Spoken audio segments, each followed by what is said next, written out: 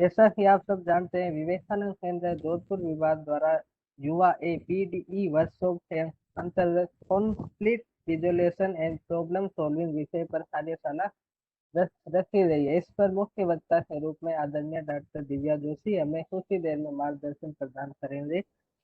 सबसे पहले 3 ओमकार प्रार्थना के लिए ईसाराम भैया, संस्कार बल टोली सदस्य, जोधपुर नगर। वंदे मातरम सभी को। 3 ओमकार प्रार्थना। आंखें बंद, गहरी लंबी सांस। ओ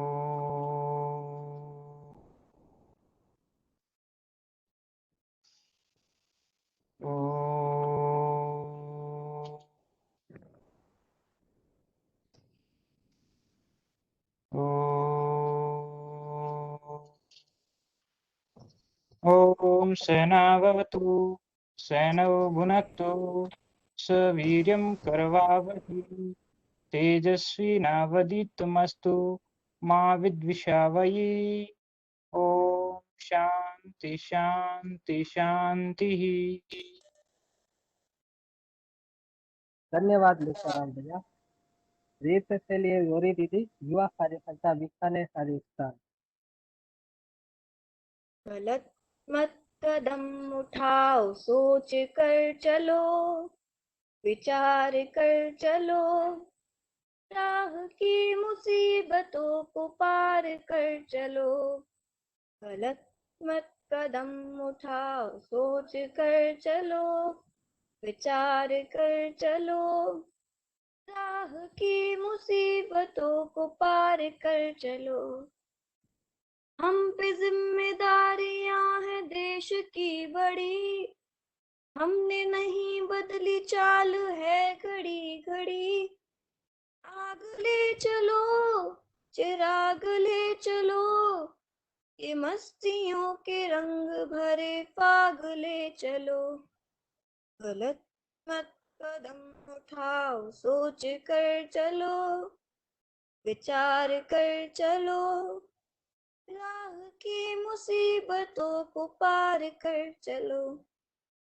मंजिल के मुसाफिर तुझे क्या राह की फिक्र, चट्टान पे तूफान के झोंकों का क्या असर।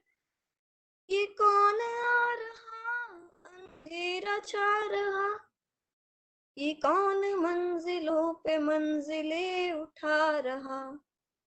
गलत मत कदम उठाओ, सोच कर चलो, विचार कर चलो, राह की मुसीबतों को पार कर चलो।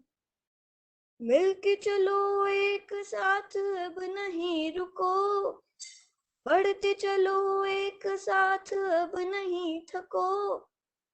साज करेगा, आवाज करेगा, हमारी वीरता पे जहां नाज करेगा। गलत मत कदम उठाओ, सोच कर चलो, विचार कर चलो, राह की मुसीबतों को पार कर चलो। गलत मत कदम उठाओ, सोच कर चलो, विचार कर चलो, राह की मुसीबतों को पार कर चलो।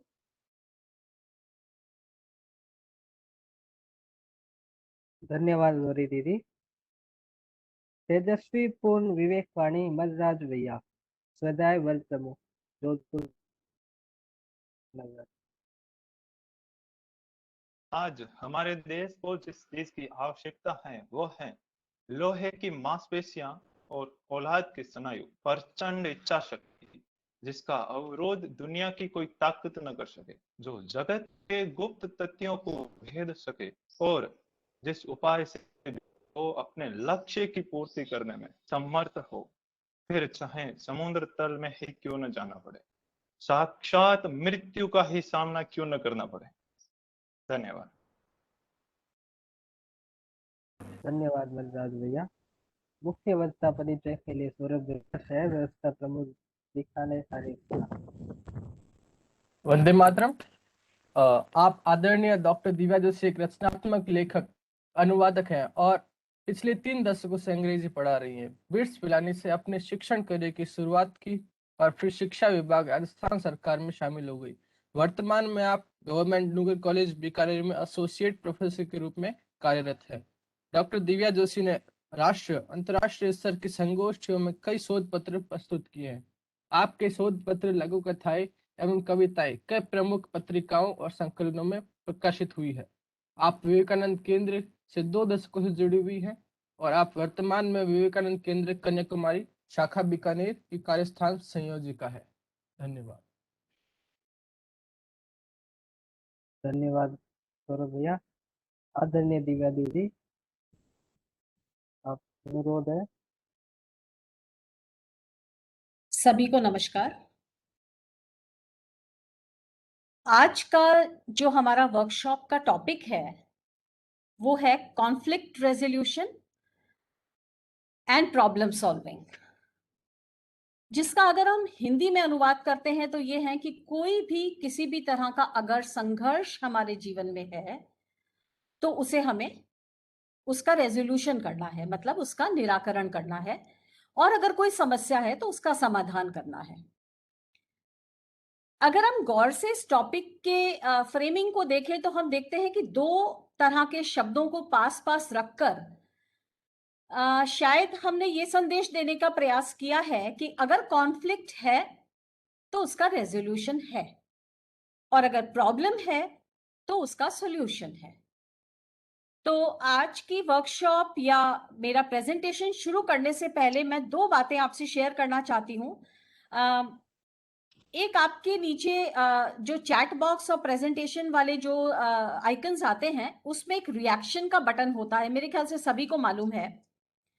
तो एक बार हम केवल रिएक्शन देकर ये बताएंगे कि हम कॉन्फ्लिक्ट और प्रॉब्लम, इन शब्दों को हम समझते हैं और हमारे जीवन में कॉन्फ्लिक्ट और प्रॉब्लम है, लेकिन एक चीज का ध्यान रखेंगे रिएक्शन देने से पहले। और आज की वर्कशॉप की सबसे खूबसूरत बात क्या है, शायद आपको बताया नहीं गया था पहले, कि इस तरह के रिएक्शंस के लिए मैं आपको वर्कशॉप के दौरान 3 से 4 बार कहूंगी, और उस रिएक्शंस को मॉनिटर या वो रिएक्शंस किस किस के आए इसका ध्यान रखेंगी विश्वा दीदी।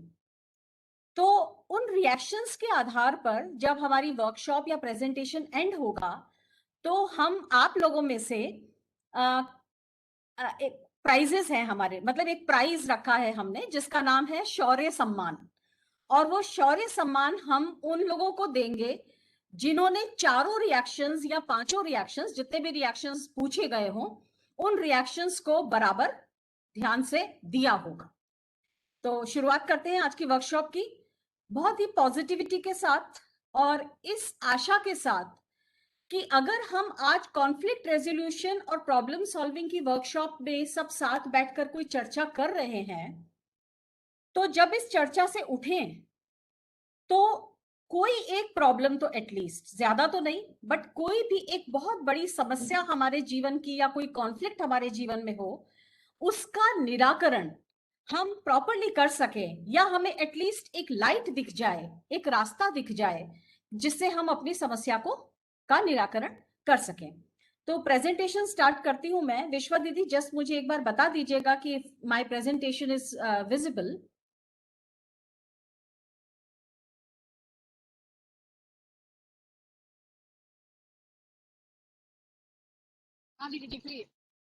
ठीक है, थैंक यू विश्वा। तो जैसा मैंने कहा, हमारा टाइटल है conflict resolution and problem solving. आपके रिएक्शंस मुझे बहुत कम नजर आए थे, तो देखते हैं इनाम किसको जाएगा। शौर्य सम्मान के लिए सब लोग फाइट करेंगे, तो लास्ट में डिसाइड करेंगे किसको जाता है। एक आपको इमेज दिखाने वाली हूं और उसके बाद आपसे कुछ क्वेश्चन करूंगी, आपसे केवल इतना पूछूंगी कि ये क्या है। और आपको सबको आज विश्वा दीदी ने माइक अनम्यूट करने का राइट दे रखा है, बट केओस नहीं हो, एक एक करके आप उसका जवाब दे सकते हैं।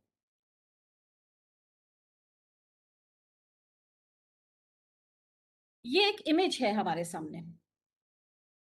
इस इमेज को हम शायद पहचानते हैं या इसके बारे में हम जानते हैं। 2 या 3 रिएक्शंस या 2 या 3 आंसर्स चाहूंगी मैं किसी से भी ऑडियंस में ये बता सके कि ये क्या है। टग ऑफ वॉर, रस्साकसी रस्साकसी, टग ऑफ वॉर, ये एक तरह का खेल होता है। कोई ये भी बता सकता है क्या ये इमेज कहाँ की ली हुई है, कौन सी जगह है ये? बॉम्बे। मुंबई है, यस। अब इस इमेज में आप देखिए, एक तरफ लेफ्ट हैंड साइड लोग हैं, रस्साकशी, जब हमने कहा कि रस्साकशी है और टग ऑफ वॉर है तो हम जानते हैं, देखिए कितने शब्दों में मीनिंग छुपे होते हैं। रस्साकशी मतलब हम रस्सी को एक इस तरफ से खींचता है और एक दूसरी तरफ से खींचता है। टग ऑफ वॉर मतलब किसी चीज के लिए वॉर चल रहा है। यहां पर ये कोई वैसा वाला वॉर नहीं है, बट किसी चीज के लिए कुछ जद्दोजहद चल रही है, तो ये टग ऑफ वॉर का इमेज है। अब मैं अपनी बात और आगे बढ़ाने से पहले 2-3 आंसर्स और चाहूंगी, रिएक्शंस और चाहूंगी। क्या आप बता सकते हैं कि कॉन्फ्लिक्ट क्या होता है? संघर्ष। हाँ, संघर्ष तो ट्रांसलेशन है। दो लोगों को विचार नहीं मिलना। सॉरी, दो लोगों के दो विचार जितना- नहीं मिलना। दो विचार नहीं मिलना, ठीक है। आपसी झगड़ा। झगड़ा किस तरह का? फिजिकल? आपस में दो जनों का झगड़ा। नहीं, फिजिकल या कैसा कि जैसे एक आंसर आया नहीं, था विचार फिजिकल नहीं, वाणी का, बोलने का झगड़ा। वाणी का, विचारों का, वाणी का, विचारों का, yes. Difference of opinion. Sorry, Difference of opinion. Difference of opinion, वो विचार ही आ गया एक तरह से, विचारों का कॉन्फ्लिक्ट, विचारों का संघर्ष। द्वंद्व बहुत सुंदर शब्द है। द्वंद्व का मतलब विचारों में संघर्ष। खुद के या दूसरों के? दूसरों के ही होंगे मैम, खुद के तो संघर्ष नहीं हो सकता। नहीं, द्वंद्व का मतलब ही होता है हमारे अंदर द्वंद्व है, मतलब हमारे अंदर डिलेमा है, हमारे अंदर संघर्ष है, हमारे अंदर विचारों की इतनी उथल पुथल है कि हम समझ नहीं पा रहे हैं। इसका बहुत सिंपल उदाहरण देती हूँ, क्योंकि मुझे नहीं पता, हम जब इस वर्कशॉप में बैठे हैं तो हम मिक्स ग्रुप की तरह बैठे हैं, कुछ युवा हैं, कुछ थोड़ा सा बड़ी उम्र के हैं। ये जो द्वंद्व होता है ना, जैसे अभी आप वर्कशॉप अटेंड कर रहे हैं, आप स्क्रीन देख रहे हैं, लेकिन आपका अगर ध्यान कहीं और है तो उसको भी द्वंद्व इतना से, क्योंकि आपका ध्यान वहां क्यों है? क्योंकि आपके पास 2 चॉइसेस थी, वो 2 चॉइसेस में से आपको सेलेक्ट करना। विरोधाभास, हाँ, विरोधाभास, बहुत बढ़िया। अच्छा, 5 सॉरी, मन में दुविधा चलना, ये करूं या ये करूं। दुविधा, द्वंद्व, ओपिनियन, विचार, ये सब मिलते जुलते से ही हैं। चलिए अब बड़ी जल्दी से 5 और आंसर्स। समस्या क्या है? क्या ये कॉन्फ्लिक्ट से अलग है? किसी को समझ नहीं पाना। सॉरी, अगर अंदर से स्पष्ट नहीं है तो समस्या ही है। मैं नहीं समझी आपकी बात को, एक बार प्लीज दोहराएंगे। किसी चीज को समझ नहीं पाना। किसी चीज को समझ नहीं पाना, चलिए ठीक है, आपने थोड़ा मानसिक रूप पर ले गए आप समस्या को। और किसी के कोई और परिभाषा समस्या की? यदि अगर अंदर से स्पष्ट नहीं है तो समस्या है। एक एक करके बोलेंगे तो सुनने में आसानी होगी। रुकावट और कठिनाइयाँ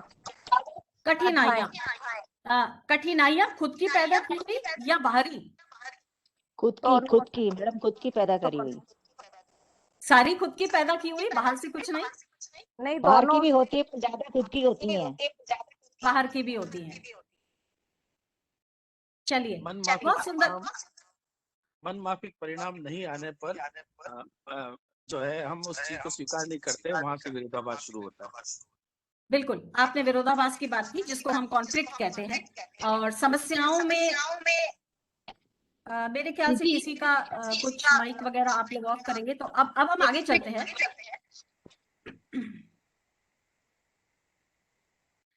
अब जैसा हमने फर्स्ट इमेज में देखा, टग ऑफ वॉर की सिचुएशन थी, मतलब टग ऑफ वॉर था। अब थोड़ा सा हम इस पिक्चर को और गहराई से देखते हैं। 10 सेकंड के लिए देखते हैं सिर्फ, और 10 सेकंड के बाद देखने के बाद में हम रिएक्शन देंगे। ये सेकंड रिएक्शन है, क्योंकि इस इमेज में हमें क्या क्या चीजों पर गौर करना है ये बहुत जरूरी है।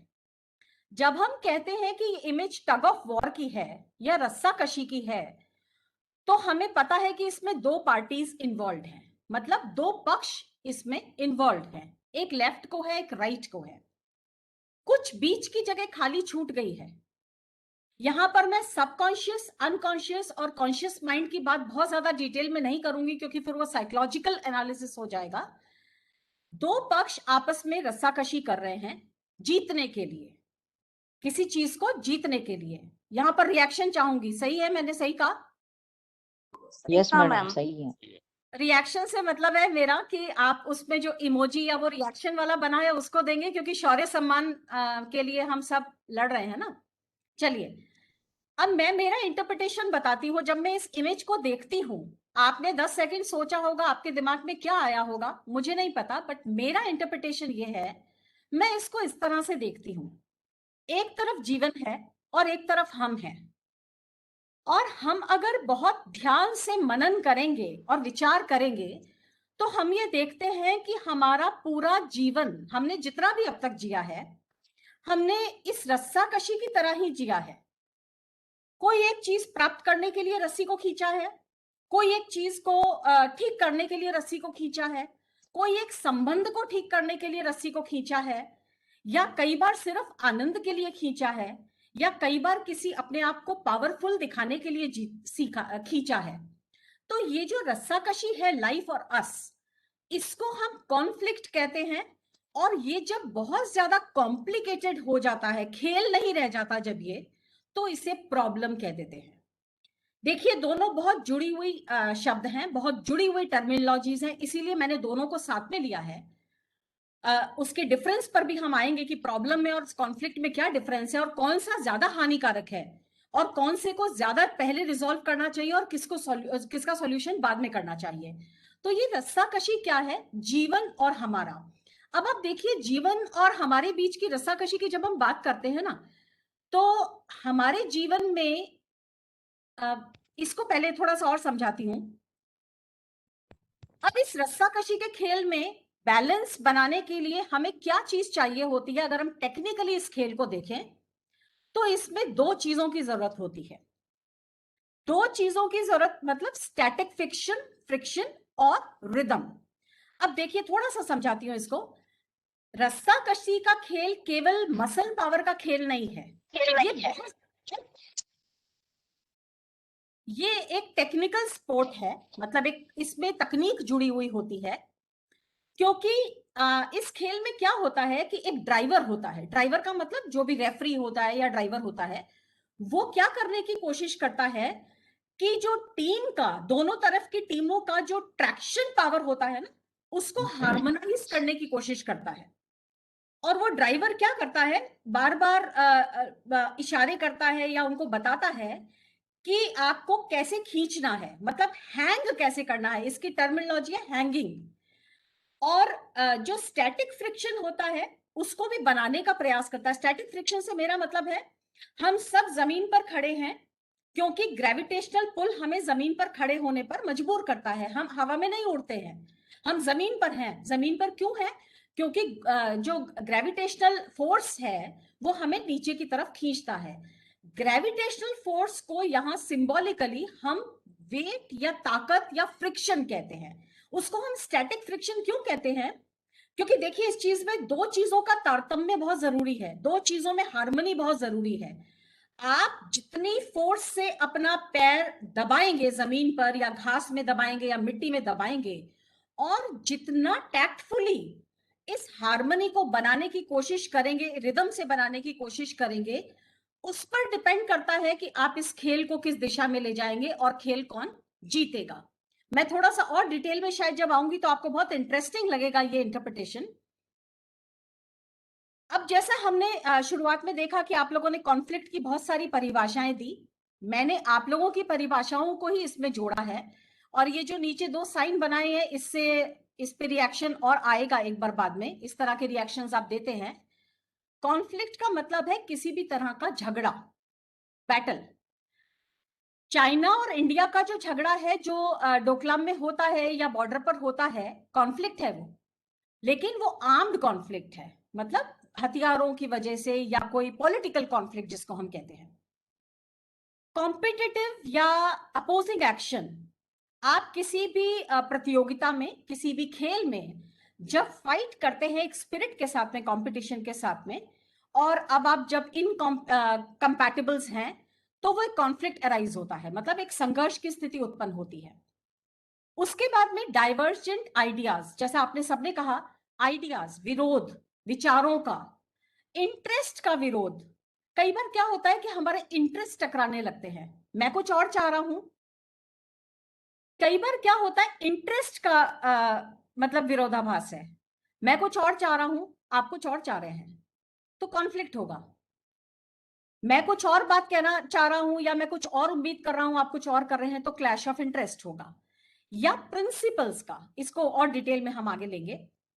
तो सबसे इंपॉर्टेंट कॉन्फ्लिक्ट की डेफिनेशन में क्या है? कॉन्फ्लिक्ट का मतलब है डिसएग्रीमेंट। हम एक दूसरे से एग्री नहीं करते, और जब भी हम एग्री नहीं करते हैं तब विरोध होता है, तब ऑपोजिशन होता है। अब प्रॉब्लम क्या है? अब जब यहां दोनों शब्दों को हम लेकर चल रहे हैं तो प्रॉब्लम और कॉन्फ्लिक्ट में क्या डिफरेंस है? प्रॉब्लम को अगर हम बहुत सरल शब्दों में डिफाइन करते हैं तो देखिए, जो लाल किया है उसको समझना ही सफिशिएंट होगा।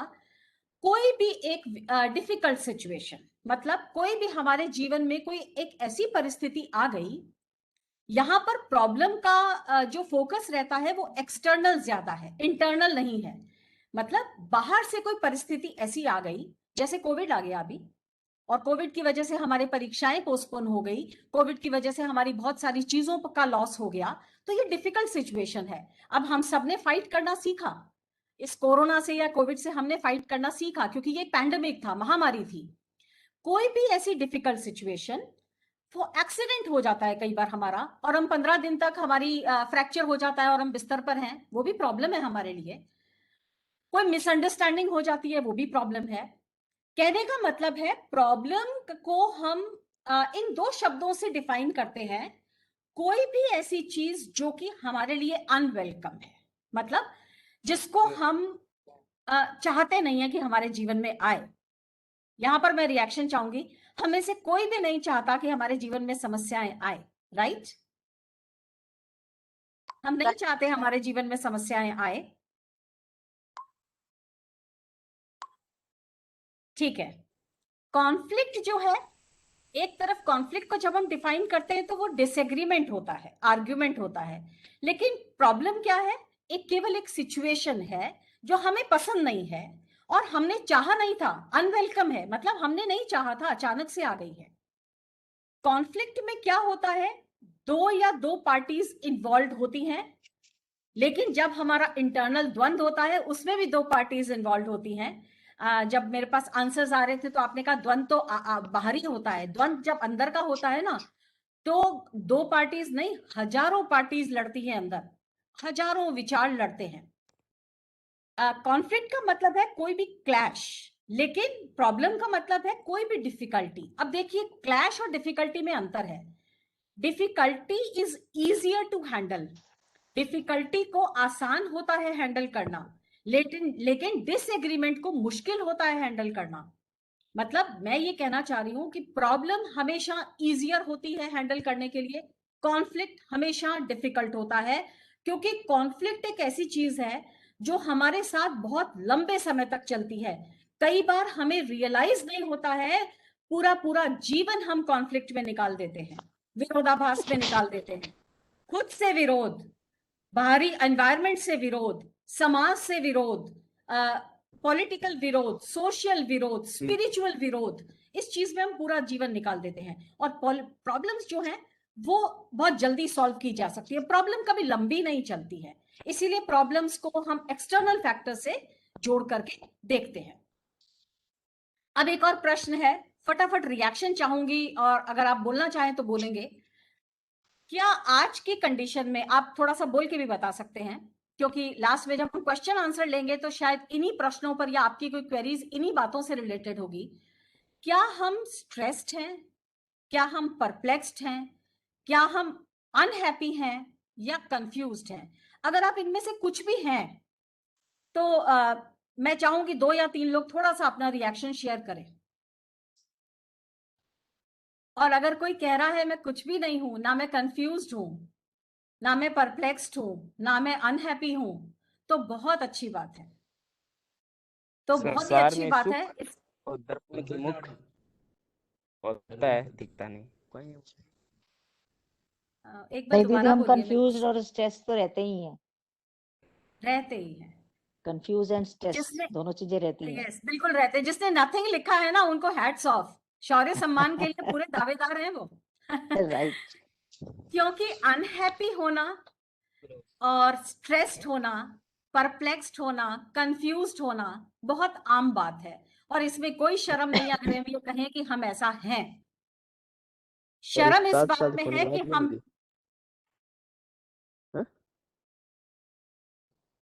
शर्म तो इस बात में होनी चाहिए कि हम कंफ्यूज तो हैं, लेकिन हम उस कंफ्यूजन को रिजॉल्व नहीं कर रहे।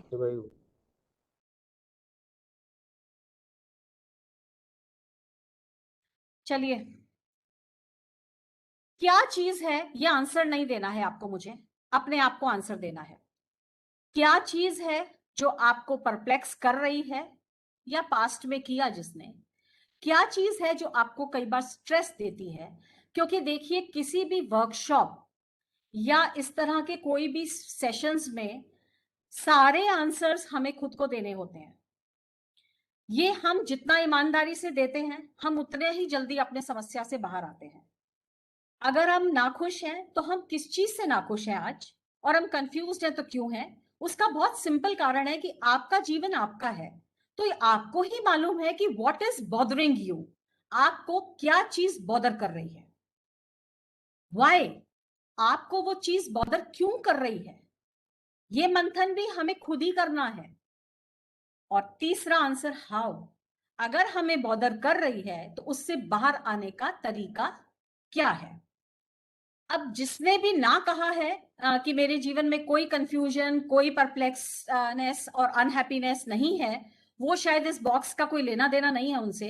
एक बॉक्स पॉपअप होगा, आप उसमें देखिए क्या इस तरह की कोई समस्या या इस तरह का कोई कॉन्फ्लिक्ट आपको व्हाट, व्हाई एंड हाउ की श्रेणी में आ रहा है क्या?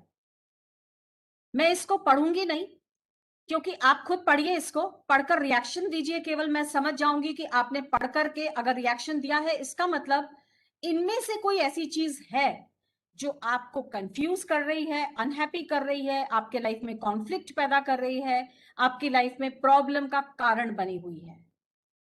मैं इन शब्दों को पढ़ नहीं रही हूं, आपको खुद पढ़ना है इन शब्दों को और केवल रिएक्शन देना है।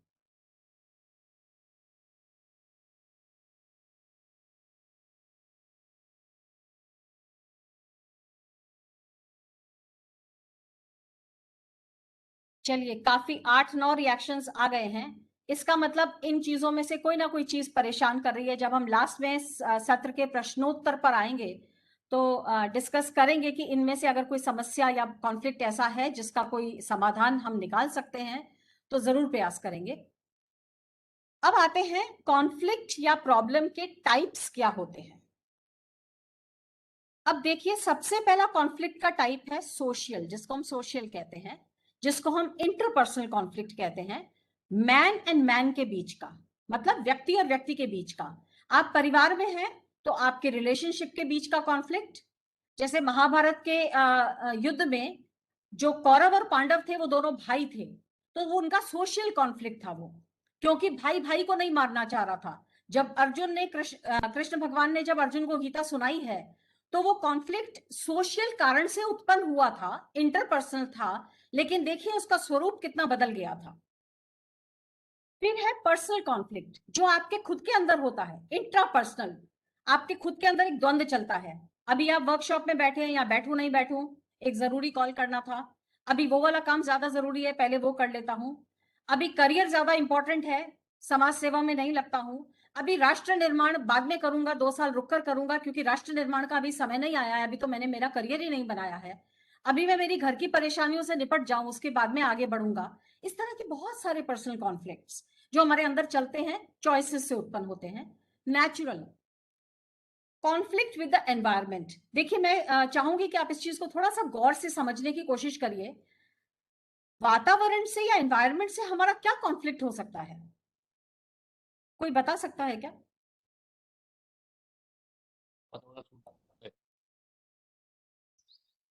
दीदी गर्मी होती है तो गर्मी से परेशान हो जाते हैं, बारिश ज्यादा होती है तो बारिश से परेशान हो जाते हैं। लेकिन हमारे हाथ में नहीं है सीजन्स को चेंज करना। हाथ में नहीं है पर फिर भी परेशान हो जाते हैं, तो वो नेचुरल कॉन्फ्लिक्ट ही है ना, अंदर चलता रहता है। तो हम चाहते हैं कि सूरज थोड़ा सा आज देर से निकले, मुझे देर तक सोना है आज। पर वो नहीं हो सकता है। हाँ, पर वो नहीं हो सकता, तो उसको वो कॉन्फ्लिक्ट आपको पता लग गया कॉन्फ्लिक्ट है, तो उसको हमें आप छोड़ देना चाहिए या उस पर विचार करते रहना चाहिए? हाँ छोड़ तो देना चाहिए पर छूटता नहीं है ना। नहीं नहीं नहीं, यही तो छोड़ना है। देखिए, बिजनेस फ्लॉप हो गया, कोई फाइनेंशियल लॉस हो गया, क्या हम उसको अंडू कर सकते हैं? नहीं नहीं। परीक्षा में कोई फेल हो गया, क्या हम यूनिवर्सिटी को कह सकते हैं मेरा एग्जाम दोबारा ले लेना? नहीं, मैंने पढ़ाई नहीं की थी। नहीं। क्या जैसे मैंने कहा, सूरज को हम कह सकते हैं आज कम तपना, मुझे आज गर्मी बहुत ज्यादा लग रही है, आज मेरे घर में बिजली नहीं है, तो कल थोड़ा देर से थोड़ा ज्यादा तप लेना? नहीं। नहीं मैम। जिन चीजों को हम अंडू नहीं कर सकते, अंडू मतलब जिन चीजों को हम रिवर्ट नहीं कर सकते, अगर हम उनके बारे में विचार भी करते हैं तो वो कॉन्फ्लिक्ट है। लेकिन मेरा एक और स्टेप आगे चलते हैं। आज के जीवन में जो एनवायरनमेंट के साथ हमारा कॉन्फ्लिक्ट है, वो सबसे बड़ा कॉन्फ्लिक्ट ये है कि हम अपने एनवायरनमेंट से रिलेट ही नहीं कर पा रहे। हम बने किससे हैं? 5 तत्वों से। और ये 5 तत्व क्या हैं? ये हमारा पूरा पर्यावरण, एनवायरनमेंट, प्रकृति। इस प्रकृति के 5 तत्वों से हम बने हैं, और उस 5 तत्वों के साथ ही हम अपने आप को जोड़ नहीं पा रहे हैं। मतलब हम पानी, जैसे आपने कहा ना कि गर्मी ज्यादा है, हम सूर्य जो हमें अग्नि तत्व है हमारा, हम नहीं चाह रहे कि वो हमारे को इस तरह से ट्रीट करे। पानी अगर तेज बह रहा है, बाढ़ आ गई है किसी कारण से, जो कि हमारा ही उत्पन्न किया हुआ कारण है, हम चाह रहे हैं ऐसा नहीं हो। मतलब पर्यावरण, प्रकृति के और आदमी के बीच का जो संतुलन है वो खराब हो गया है, डिसहार्मनी आ गई है वहां पर। चौथा है स्पिरिचुअल कॉन्फ्लिक्ट, क्योंकि हमारे अंदर अर्जुन जैसा समर्पण नहीं है, क्योंकि हम कहीं भी एक जगह पर टिक नहीं पा रहे हैं। हमारे पास में बहुत सारी चॉइसेस हैं, और जब हम किसी एक जगह पर टिक नहीं पा रहे हैं, समर्पण नहीं कर पा रहे हैं, साक्षी भाव से चीजों को देख नहीं पा रहे हैं, तो ये जो कॉन्फ्लिक्ट उत्पन्न हो रहा है, इसको हम स्पिरिचुअल कॉन्फ्लिक्ट कहते हैं। देखिए, अब आप इस चीज को समझिए, मैंने जो स्लाइड के ऊपर लिखा है, हम क्या कर रहे हैं, जो राइट हैंड साइड में एरो बना है, ये कॉन्फ्लिक्ट इस तरह से चलता है। मतलब अगर आपका स्पिरिचुअल कॉन्फ्लिक्ट है, मेरा मतलब है स्पिरिचुअल कॉन्फ्लिक्ट से सीधे शब्दों में, हम परमात्मा से अपने आप को जोड़ नहीं पा रहे। हम आत्मा हैं। जब अर्जुन कृष्ण को पूछते हैं कि आप मुझे कह रहे हो कर्म योग करो, तुम क्षत्रिय हो, इनका विनाश करो, ये तो वैसे ही मरे हुए हैं, ये सब आत्माएं हैं। तो अर्जुन कहते हैं क्या मैं आत्मा से युद्ध करूंगा? तो आत्मा से युद्ध करूंगा मतलब हमारी आत्मा और परमात्मा, higher self and lower self, हम यहां से ऊपर की तरफ बढ़ते हैं। अगर ये हमारे को क्लैरिटी नहीं है, स्पिरिचुअल कॉन्फ्लिक्ट है, तो नेचुरल कॉन्फ्लिक्ट होगा ही होगा। क्योंकि अगर हम परमात्मा में विश्वास नहीं करेंगे तो हम प्रकृति को तो बिल्कुल ही नहीं मानेंगे, और प्रकृति को नहीं मानेंगे तो हमेशा हमारे अंदर, क्योंकि हमारी इंद्रियों पर कंट्रोल नहीं रहेगा, जिन 5 तत्वों से हम बने हैं, हम उन पर कंट्रोल नहीं करेंगे तो हमारे अंदर एक अंतर द्वंद चलता रहेगा, और उस अंतर द्वंद का जो इफेक्ट होगा वो है सोशल कॉन्फ्लिक्ट, सामाजिक कॉन्फ्लिक्ट। आज मैं गुस्से में हूं क्योंकि मेरा पेट खराब है। एक्चुअल रीजन तो है मेरा पेट खराब है, क्योंकि कुछ मेरे साथ अग्नि तत्व में या मेरे अंदर कोई इंबैलेंस हो रहा है बॉडी के अंदर। उसका इंपैक्ट किस पर आता है? समाज पर, या मेरे आसपास के परिवार पर, रिश्तेदारों पर। तो ये एरो इस तरह से चलता है, मतलब कॉज टू इफेक्ट। हम उल्टा चल रहे हैं और इसीलिए ये सब कुछ प्रॉब्लम्स हैं। हम इफेक्ट टू कॉज चल रहे हैं।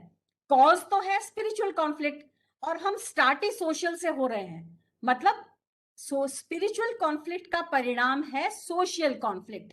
और हम सोचते हैं आज तो मैं बहुत परेशान हूं, मेरे परिवार में बहुत झगड़ा हुआ है, आज तो मुझे बस कुछ मत कहना, आज मेरे को ध्यान की बात ही मत करना कि मैं प्राणायाम कर लूं या मैं योग कर लूं या मैं बैठकर थोड़ा सा अपना मन कहीं परमात्मा में लगा लूं। आज मैं ये नहीं कर सकता क्योंकि आज मेरा मन बहुत उचाट है, मेरा मन बहुत विचलित है। तो हम सोशल से स्पिरिचुअल की तरफ चलते हैं और ये सबसे बड़ी गलती है क्योंकि हम इफेक्ट से कॉज की तरफ आने का प्रयास कर रहे हैं। अब ये बहुत सारी स्लाइड्स को मैं 4 को थोड़ा क्विकली लूंगी। सोशल कॉन्फ्लिक्ट में पावर का कॉन्फ्लिक्ट, मैं सबसे बड़ा होना चाहिए, मेरे को सब लोग ध्यान दे, मेरी सत्ता को पहचाने, मेरे रिसोर्सेस सबसे ज्यादा होने चाहिए, मुझको पैसा भी चाहिए, मुझको धन भी चाहिए, मुझको ये भी चाहिए, ये कॉन्फ्लिक्ट है। मेरे अधिकार ज्यादा होने चाहिए, ड्यूटीज की मुझे परवाह नहीं है, मेरे ऑब्लिगेशंस कुछ नहीं होने चाहिए। मैं बिलीफ्स के लिए लड़ूंगा, मैं रिलीजियस बिलीफ्स के लिए लड़ूंगा बिना समझे हुए कि रिलीजियस बिलीफ्स कोई बिलीफ्स नहीं होते हैं। आइडियोलॉजीज और बिलीफ्स को किसी पर थोपा नहीं जाता है। पीयर प्रेशर भी सोशल कॉन्फ्लिक्ट में आता है। घर और परिवार का जो कॉन्फ्लिक्ट है वो भी सोशल में आता है। और वर्क प्लेस पर या स्टूडेंट लाइफ में जब हम परफॉर्म नहीं कर पाते हैं वो भी सोशल कॉन्फ्लिक्ट की श्रेणी में आता है। पर्सनल कॉन्फ्लिक्ट में क्या क्या चीजें आ सकती हैं? चॉइसेस, करूं या नहीं करूं, शुड और वांट, मुझे कमोडिटीज चाहिए, अभी चाहिए क्या, अभी पैसा नहीं है, इस पैसे को कहीं और खर्च करना चाहिए, लेकिन नहीं ये मेरी जरूरत है क्योंकि सबके पास है, समाज में दिखाने के लिए सबके पास है तो मेरे पास भी होना चाहिए। हमारी अंतहीन डिजायर्स इतनी अंतहीन है, हमें समझ ही नहीं आती, हम उस जंजाल में उलझे हुए शुड और वांट को समझ नहीं पाते। तो ये पर्सनल कॉन्फ्लिक्ट अपने आप पैदा होता है, ये हमारा स्वयं का किया हुआ है, जिसको हम बिगिनिंग में द्वंद कह रहे थे ना, ये द्वंद ही है एक तरह का। फियर, हम डरते हैं बहुत ज्यादा। किस बात से डर रहे हैं कि अरे समाज की प्रतिष्ठा। पर्सनल कॉन्फ्लिक्ट किस वजह से होता है? क्योंकि हम करना तो चाहते हैं लेकिन डर हमें करने नहीं देता, हमारे अंदर की असुरक्षा हमें करने नहीं देती, हमारे अंदर का गिल्ट हमें करने नहीं देता, हमारे अंदर भावनाओं का इतना विचार, इतनी सारी भावनाएं चलती है। खुश करना, किसी को दुखी नहीं, वो मेरे से खुश रहना चाहिए, मैं तो बस बिल्कुल उन्हीं इमोशंस में बह रहा हूं। एक्सपेक्टेशंस, अपेक्षाएं तो सबसे बड़ा द्वंद का कारण है ही। सेल्फ अवेयरनेस, हमें यही नहीं पता कौन सा डिसीजन मेरे लिए उचित है या अनुचित है, कौन सा निर्णय मैं लूंगा तो मेरी दृष्टि से, हम दूसरों को देखकर निर्णय लेते हैं क्योंकि उसने ऐसा किया मैं भी ऐसा करूं, चाहे मेरे पर वो सही हो या नहीं हो। इंटेलेक्ट, कॉन्शियस और एक्शंस के बीच जब भी डिसहार्मनी होगी तब ये पर्सनल कॉन्फ्लिक्ट पैदा होगा। हमारी बुद्धि, विवेक और कर्म के बीच में जब कहीं भी कॉन्फ्लिक्ट होगा, संघर्ष होगा, तो उसे पर्सनल कॉन्फ्लिक्ट कहेंगे। नेचुरल कॉन्फ्लिक्ट बहुत सारे कारणों से आता है। आसपास जनसंख्या बढ़ रही है, अभी जैसे आपने गर्मी की बात की तो जनसंख्या भी बढ़ रही है, समाज में व्हीकल्स बहुत हो रहे हैं, पोल्यूशन बहुत हो रहा है, हमें कहीं अचानक से जाना पड़ता है, हमारा घर डिसलोकेट हो जाता,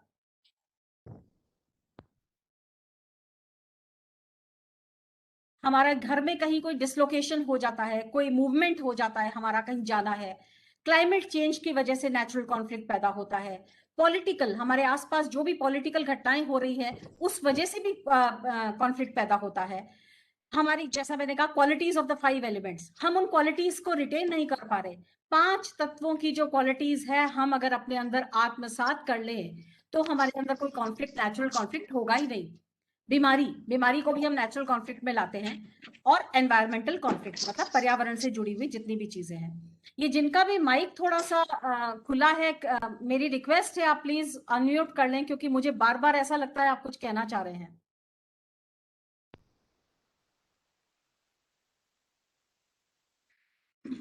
स्पिरिचुअल कॉन्फ्लिक्ट, जैसा मैंने एक्सप्लेन किया कि कुछ हमारे जीवन से जुड़े, हमें पता ही नहीं है हमारा जीवन क्यों है, कैसा है, क्या होना चाहिए।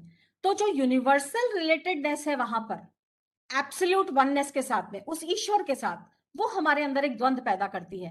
हमें ये तो पता है मानव जीवन मिला है, अनेकों बार कहते सुनते हैं मानव जीवन मिला है, इसका सदुपयोग होना चाहिए, लेकिन इतना ज्यादा कर्म कांड, इतने ज्यादा रिचुअल्स, गृहस्थ, डिजायर्स, एक्सपेक्टेशन में हम इतने उलझे हुए हैं कि जब हमें समय नहीं मिलता ना, क्योंकि ये भारतवर्ष में ही हो सकता है स्पिरिचुअल कॉन्फ्लिक्ट, क्योंकि हम इस देश में पैदा हुए हैं, इस राष्ट्र में हैं, इसलिए हमारा एक नेचुरल इंक्लिनेशन, परमात्मा में विश्वास हमें बचपन से हमारे खून में है।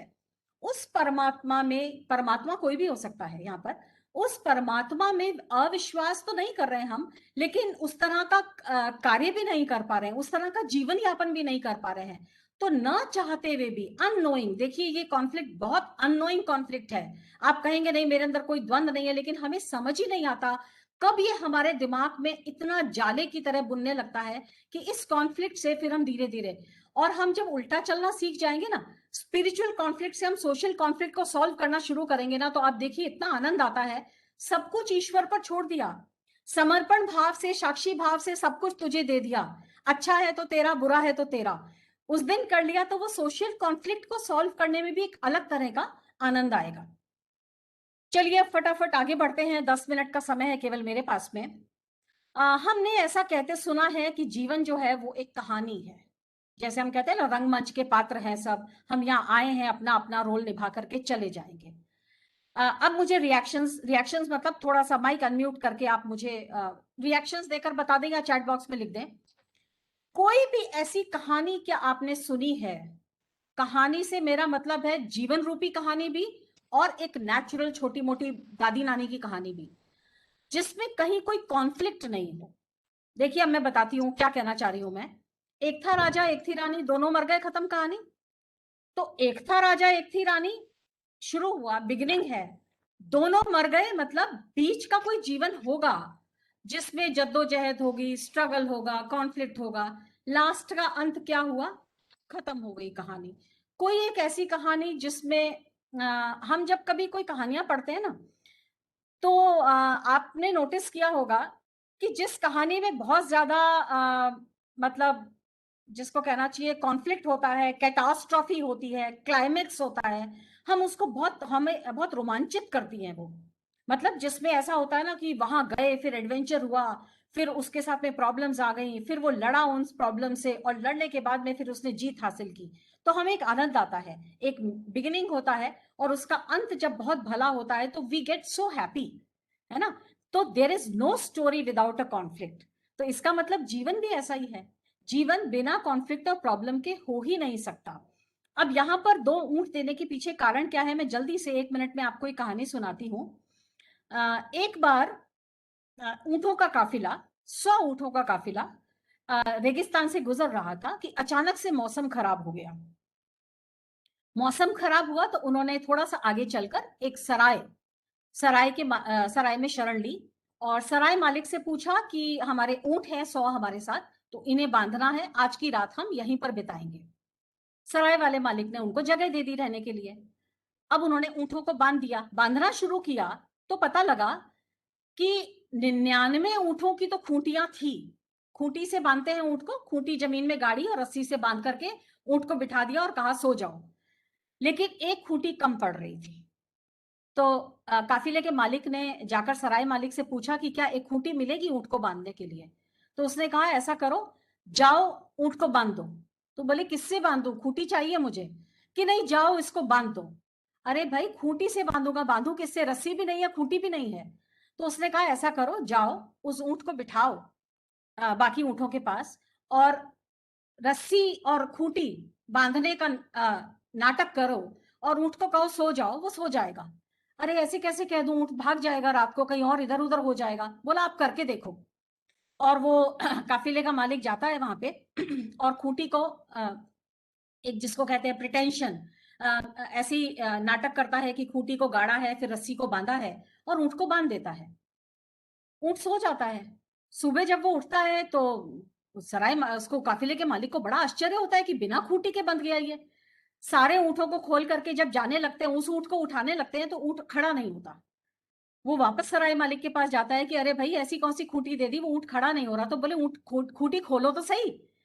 तो बोले खूंटी कैसे खोलूं, बंधी हुई नहीं है खूंटी। बोले तुमने रात को उसको कहा था ना, दिखाया था ना कि मैं खूंटी बांध रहा हूं, तो उसके सामने वापस जाके खूंटी खोलने का नाटक करो।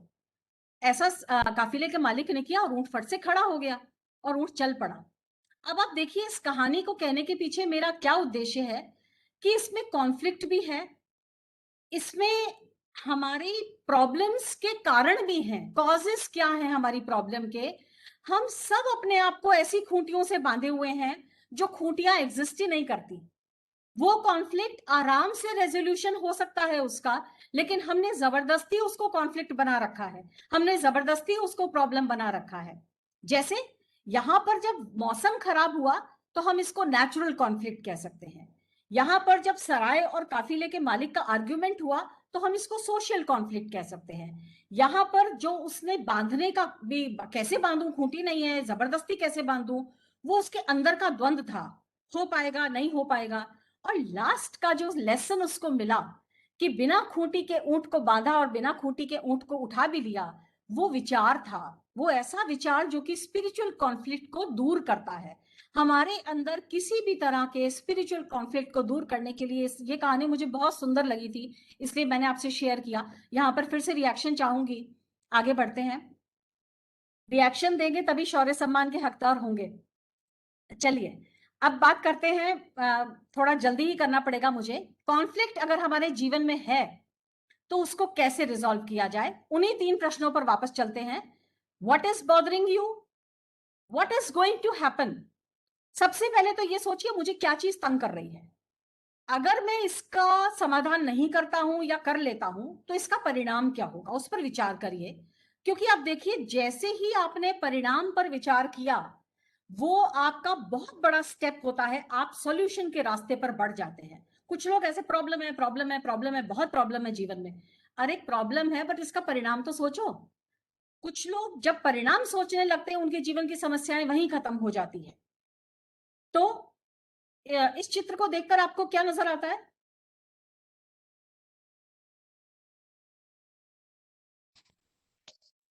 दो चेहरे लग रहे। क्या है? खरगोश खरगोश खरगोश। खरगोश भी दिखा। एक तरफ से हाँ बत्तख लगती है, राइट, बत्तख का बच्चा। 2 फेसेस है। खरगोश और बतख, है ना? तो Yes. 2 पर्सपेक्टिव हो गए। ये क्या है? नजरिया, हमारा देखने का नजरिया। ये क्या है? पेड़ एंड पक्षी। और पेड़ है, पेड़ पर सूड़ रहे हैं। पेड़ है और एक पक्षी है, शेर भी नजर आया, किसी शेर भी नजर शेर, आया। हाँ। इसका मतलब दो शेर, एक शेर है, ये मतलब एक इधर कुछ और भी है। ये मतलब देखने का नजरिया है ना? मतलब हमारा पर्सपेक्टिव जैसा होगा कॉन्फ्लिक्ट को रिजॉल्व करना उतना ही आसान होगा। क्योंकि ऐसा कहते हैं ना कि जीवन हमें ब्लूप्रिंट नहीं देता। ब्लूप्रिंट से क्या मतलब है हमारा, कि आपको पहले से नक्शा तैयार करके नहीं देता कि आपका जीवन ऐसा होने वाला है और बिल्कुल ऐसे ही चलेगा, है ना?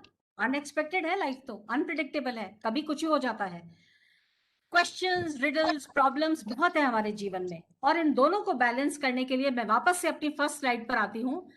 वही रस्साकशी के खेल का, वही टग ऑफ वॉर के खेल की जो टेक्निक है उसको अगर हम यूज कर लेंगे ना तो जीवन में समस्याओं का निराकरण हम फटाफट कर पाएंगे। जैसे अपने वजन को बढ़ाने के लिए, अपने पांव जमीन पर बहुत जोर से धंसाने के लिए, फ्रिक्शन क्रिएट करने के लिए हमें क्या करना है? गलत सूचनाओं को, इनसफिशिएंट सूचनाओं के कॉन्फ्लिक्ट से बचना है। कहीं तक जैसे आजकल क्या हो रहा है सोशल मीडिया पे, यही सबसे ज्यादा कॉन्फ्लिक्ट क्रिएट कर रहा है। एक ही व्यक्ति सोशल मीडिया पर, एक ही व्यक्ति 2 तरह के पोस्ट करता है, पॉजिटिव और नेगेटिव। अब ये बात जब मुझे सुनने में, जब मुझे पता लगा कि एक ही व्यक्ति है जो एक तरफ किसी और चीज का प्रोपेगेंडा कर रहा है और दूसरी तरफ उसी चीज का काट कर रहा है, तो यहाँ पर यह है कि इतना विरोधाभास है इंफॉर्मेशन का। हमारे पास जो इंफॉर्मेशन आती है घर में, परिवार में, व्यक्तियों के साथ में, समाज को लेकर, पॉलिटिकल सिचुएशंस को लेकर, वो सब इतनी कॉन्फ्लिक्टिंग है कि उसको हमें ध्यानपूर्वक उससे बचना होगा। हमारे बिलीफ सिस्टम्स को लेकर हमारे अंदर बहुत कॉन्फ्लिक्ट है। हम सोचते हैं कि हम हिंदू हैं और हम मंदिर जाएंगे तो मंदिर जाना ही सबसे अच्छा धर्म है, और जो मस्जिद जाता है और कुरान शरीफ पढ़ता है वो अच्छा, उसका धर्म अच्छा नहीं है, ऐसा नहीं है। और जो चर्च जाता है और क्राइस्ट को पूजता है उसका धर्म अच्छा नहीं है।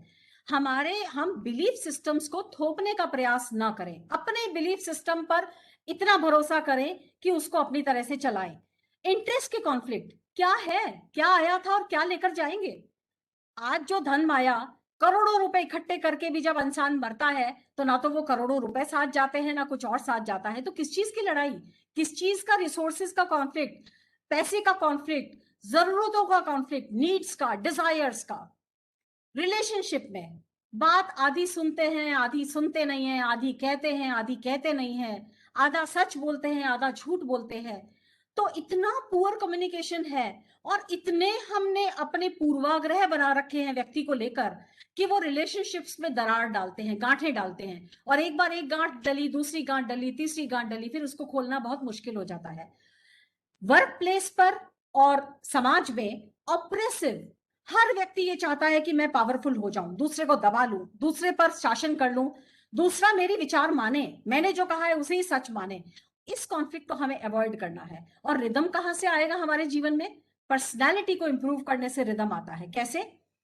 जब भी हमारे अंदर नॉन कोऑर्डिनेशन होता है पर्सनालिटी का, तो रिदम टूटता है।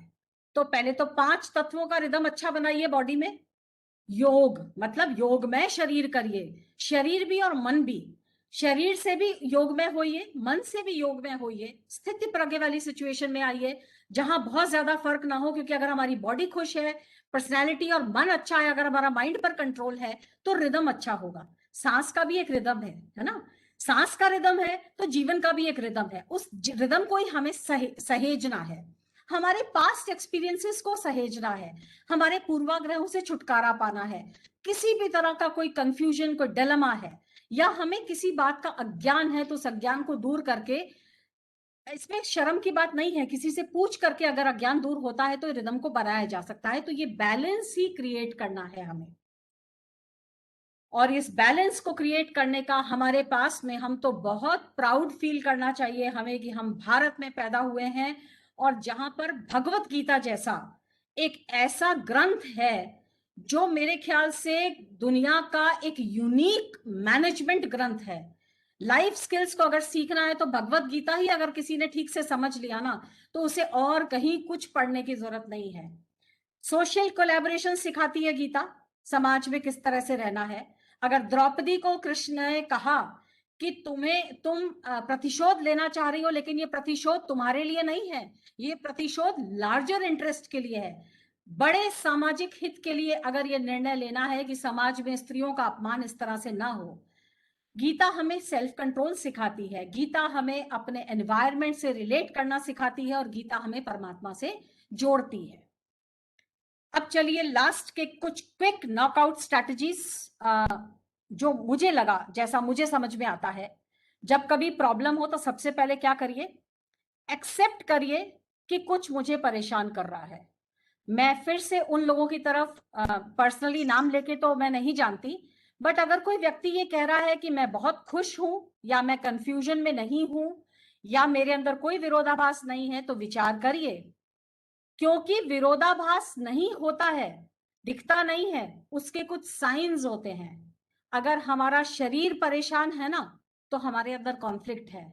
अगर हमारा मन परेशान है, अगर हमारे को क्रोध ज्यादा आ रहा है, प्यार ज्यादा आ रहा है, या कोई भी इमोशंस हमारे पर हावी हो रहे हैं, ये सोशल मीडिया देखने का और फोन देखने का लालच हमारे पर हावी हो रहा है, मतलब कुछ तो है जो हमें कॉन्फ्लिक्ट है, कुछ है जो हमें परेशान कर रहा है। अपने एटीट्यूड को एडजस्ट कर लीजिए, जितने भी बाहर के भ्रम हैं उनसे छुटकारा पाइए। अब यहाँ भ्रम क्या है? ये तो बहुत ज्यादा हो जाएगा, मतलब समझना तो एक्चुअली हमें यही है, ये मेरा माँ है, ये मेरी बहन है, ये मेरा भाई है, ये मेरा परिवार है, ये मेरा वर्क प्लेस है, ये मेरा घर है, ये सब इल्यूजन्स हैं, ये सब भ्रम है, क्योंकि ये कोई नहीं है, ये सब आत्माएं हैं और सब एक साथ जुड़ी हैं, क्योंकि कोई ना कोई पिछले जन्म का था जब हम सब साथ में, आज देखिए पिछले जन्म का ही कोई कर्म था कि हम साथ में बैठे हैं और बात कर रहे हैं, एक दूसरे को वर्चुअली देख रहे हैं। जब कभी भी प्रॉब्लम्स आपके कंट्रोल के बाहर हो जाएं, तो अपने एक्सपीरियंस को बदलिए। ये बहुत सुंदर तरीका है करने का। एक्सपीरियंस कैसे बदलते हैं हम? कि एक प्रॉब्लम जो हमारे जीवन में आई, जब वो हमारे प्रॉब्लम मतलब हमें इम्पॉसिबल था उसको सॉल्व करना, क्योंकि कुछ चीजें ऐसी होती हैं जो हमारे हाथ में नहीं है, तो अपना एक्सपीरियंस को बदलिए, हमेशा पॉजिटिव रहिए, समस्याओं से कभी मुंह मत फेरिए, ये मत कहिए मेरे जीवन में प्रॉब्लम नहीं है। अगर कोई चीज आपको बॉदर भी कर रही है तो वो प्रॉब्लम है, उसको एक्सेप्ट करिए, एम्पावर करिए अपने आप को, ज्ञान से एम्पावर करिए, अर्जुन की तरह से कि आप अपनी चॉइसेस बना सके। अर्जुन को ये था मुझे नहीं हथियार उठाना है या नहीं उठाना, तो चॉइस आपके हाथ में होती है। Nobody can guide you, your decision is your decision. Problems हमेशा हमसे छोटी होती हैं, ये बात एकदम गांठ बांध लीजिए। कोई भी समस्या जीवन में मुझसे या इंडिविजुअल से बड़ी नहीं होती। आई का नहीं कह रही हूं मैं कि आई करिए, बट मैं मतलब मेरी आत्मा, मैं परमात्मा से बड़ा कोई कुछ नहीं होता। सक्सेस को भी टॉलरेट करना सीखिए, जैसे प्रकृति कितना टॉलरेट करती है। जब सीजन बदलते हैं तो प्रकृति सीजन, ये थोड़ी विंटर्स ये थोड़ी कहती है कि मुझे तो अब समर्स ही को ही फॉलो करना है। और स्पेसिफिक पर फोकस करिए। यहां पर मैंने उदाहरण क्यों लिखा है चेस का, क्योंकि चेस के एक मूव में जब मैंने थोड़ा बहुत कभी आज से 5-6 साल पहले पढ़ रही थी चेस के बारे में और खेलना सीखा मैंने, तो पता लगा कि एक मूव में 318 बिलियंस मूव होते हैं। ग्रैंड मास्टर्स जो चेस का गेम जीतते हैं ना, वो 318 बिलियन किसे कहते हैं, बाय गॉड। इतनी सारी चॉइसेस हैं जीवन में। और एक वाक्य अपने आप को हमेशा कहते रहिए, ऑल इज वेल, जैसा कि 3 इडियट्स में कहा, and everything is going to be okay. क्योंकि ये कहते रहेंगे ना तो एक तरह की पॉजिटिविटी और वाइब्रेशंस जाते रहेंगे। और जैसा रॉबर्ट शुलर ने अपनी एक बहुत पुरानी किताब है उनकी, जिसमें बहुत सुंदर लिखते हैं वो, कि tough times never last. Tough times ज्यादा लंबा नहीं चलता है। आप अपनी प्रॉब्लम कहिए, जैसे ही आपके जीवन में प्रॉब्लम आएगी, पॉसिबिलिटीज का द्वार खुल जाएगा।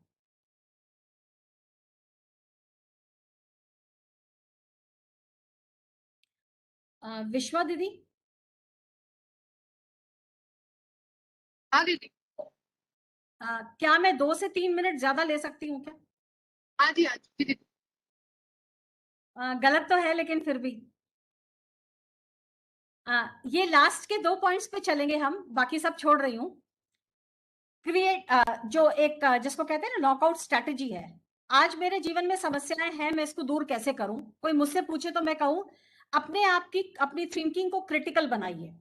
अब क्रिटिकल थिंकिंग का ये मतलब बिल्कुल नहीं है कि आप आलोचनात्मक हो जाइए। देखिए मैंने 3 उदाहरण से समझाया, इसीलिए मैंने 2 मिनट का समय मांगा था।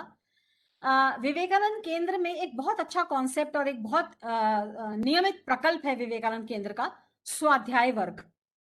स्वाध्याय वर्ग क्या होता है? हम कुछ पढ़ते हैं, उस पर चिंतन करते हैं, मनन करते हैं और उसको शेयर करते हैं। शास्त्रार्थ तो बहुत दूर की बात है, मतलब उस तरह से हम एक डिबेट करते हैं। जैसे फॉर एग्जाम्पल क्रिटिकल थिंकिंग कैसे डेवलप होगी? आप एक क्वेश्चन है आपके सामने, क्या आपको पता है ई कॉमर्स क्या है? ठीक है। सेकेंड क्वेश्चन, ई कॉमर्स का बिजनेसेस पर क्या इंपैक्ट हुआ है, क्या आपको मालूम है? तीसरा, गवर्नमेंट के जो रेगुलेशंस आए हैं ई कॉमर्स को लेकर, क्या वो एम्प्लॉयमेंट और कस्टमर्स पर कुछ प्रभाव डालेंगे? तो ये व्हाट, व्हाई एंड हाउ जब आप पूछना शुरू करेंगे और इस पर जितना ज्यादा चिंतन करेंगे, इसको कहते हैं क्रिटिकल थिंकिंग। व्हाट का विचार करिए, व्हाई का विचार करिए, हाउ का विचार करिए। और क्रिएटिव थिंकिंग का एक उदाहरण छोटा सा है जिससे मैं एंड करूंगी अपनी बात को,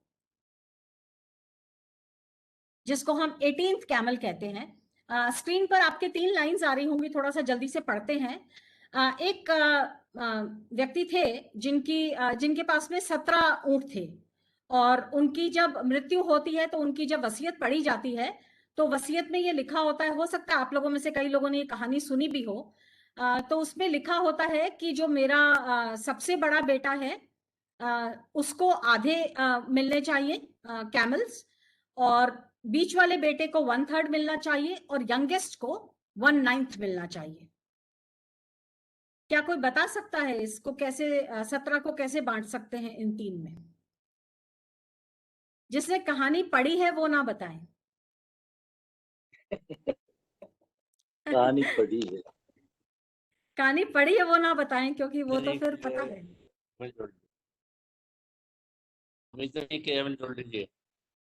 चलिए समय कम है इसलिए मैं बताती हूँ। वो फिर क्या करते हैं, एक बुद्धिमान व्यक्ति के पास जाते हैं कि इसका उपाय करिए, क्योंकि 17 का भाग तो इनमें जा नहीं सकता 1/3 1/9 में। तो बुद्धिमान व्यक्ति क्या करते हैं, उनके पास एक ऊंट होता है, उसको इसमें जोड़ देते हैं। 17 + 1 क्या हो गया? 18। तो 18 ऊंट हो जाते हैं। अब क्या करते हैं, सबसे बड़े वाले बेटे को 18 का आधा देना है, तो कितना दिया? अब हम बोल सकते हैं। 9 कितना दिया? 9 9। 9 और बीच वाले बेटे को 6। और तीसरे तीसरे वाले बेटे को 3 3 2 1/9 देना है 18 का। 2 2 2 कितने हो गए? 17 और बच गया एक। वो वापस किसके पास गया? बुद्धिमान व्यक्ति के पास। किसका था? तो ये है क्रिएटिव थिंकिंग। मतलब इस तरह की क्रिएटिव और क्रिटिकल थिंकिंग अगर हम डेवलप कर लेंगे तो प्रॉब्लम्स का सॉल्यूशन आसानी से निकल जाएगा। भैया आपको कुछ समझ जी, विवेकानंद केंद्र 5 उत्सव मनाता है, जिसमें इस उत्सव गुरु पूर्णिमा मनाया जाता है। जो इस बार जोधपुर नगर गुरु पूर्णिमा उत्सव का आयोजन करेगा। मुख्य वक्ता OPN खल्ला जी, पूर्व निर्देशक व हमें मार्गदर्शन प्राप्त होगा, तो आप रजिस्ट्रेशन कर सकते हैं। एवं आगामी कार्यशाला 1 तारीख को होने जा रही है, जिसकी सूचना रूप में आपको दे दी जाएगी। एवं जिस प्रकार दिव्या दीदी ने बताया, योग एवं स्वाध्याय जो योग वर्ग है वो डेली आयोजित किया जाता है, एवं स्वाध्याय वर्ग सप्ताह में एक दिन जो रविवार आयोजन किया जाता है, तो आप कभी आ सकते हैं। एवं शांति पाठ करी पुष्पलता दीदी। धन्यवाद दीदी, दिव्या दीदी। सभी अपने स्थान पर कमर सीधी करके बैठेंगे। सर्वे भवन्तु सुखिनः, सर्वे सन्तु निरामया, सर्वे भद्राणि पश्यन्तु, मा कश्चित् दुःखभाग् भवेत्। ओम शांति शांति शांति।